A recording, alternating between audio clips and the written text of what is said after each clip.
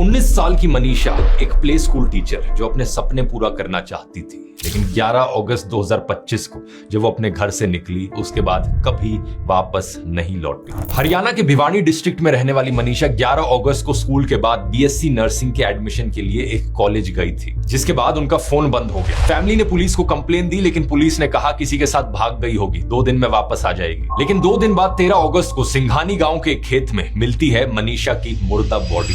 उनका गला कटा हुआ था, कई सारे ऑर्गन्स बॉडी से गायब थे। पुलिस ने फिर जाकर मर्डर का केस दर्ज किया। भिवानी सिविल हॉस्पिटल की जब पहली पोस्टमार्टम रिपोर्ट निकल कर आती है, बताया जाता है कि मनीषा के गले पर किसी धारदार हथियार से काटे जाने के निशान मिले। लेकिन 15 अगस्त को पीजीआई रोहतक में दोबारा पोस्टमार्टम होता है। अब कहा जाता है कि मनीषा की बॉडी में पेस्टिसाइड मिला और पुलिस कहने लगी कि मनीषा ने तो एक्चुअली में आत्महत्या कर ली पेस्टिसाइड खाकर। अचानक से पुलिस मनीषा की लाश के पास एक सुसाइड नोट मिलने का दावा भी करने लगी। मिसिंग ऑर्गन्स पर सवाल उठा तो कहा गया कि किसी जानवर के खाने से ऐसा हो गया होगा। मतलब हद होती है। जाहिर सी बात है, लोगों ने आरोप लगाया कि पुलिस यहाँ पर कवर अप करने की कोशिश कर रही है, लेकिन लोग सड़कों पर आ गए प्रोटेस्ट करने के लिए। सरकार ने इंटरनेट सस्पेंड कर दिया। ये हरियाणा में एक बहुत बड़ा मुद्दा बन गया है जो स्टेट के लॉ एंड ऑर्डर पर सवाल खड़े करता है। दूसरी पोस्टमार्टम रिपोर्ट में कई सारी इनकंसिस्टेंसीज भी सामने आई, जैसे कि रिपोर्ट में कपड़ों की जांच नहीं की गई थी, जो कि एक बड़ी लापरवाही थी।